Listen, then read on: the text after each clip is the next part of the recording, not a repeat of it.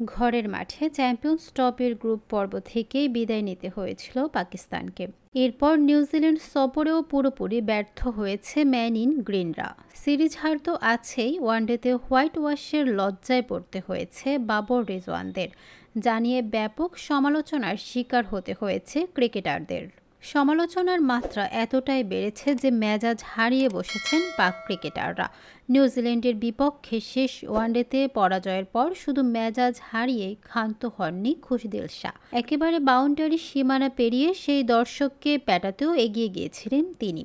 সেখানে উপস্থিত নিরাপত্তা রক্ষী আর সতীর্থরা আটকান তাকে। শনিবার 5 এপ্রিল মাউন্ট ম্যাঙ্গানুয়ে নিউজিল্যান্ডের বিপক্ষে তৃতীয় ওয়ানডেতে 43 রানে হেরে যায় পাকিস্তান। সেই সঙ্গে নিশ্চিত হয় হোয়াইট ওয়াশের লজ্জা। পুরস্কার বিতরণের আনুষ্ঠানিকতা সেরে তখন পুরো পাকিস্তান দল ফিরছে ড্রেসিং রুমের দিকে।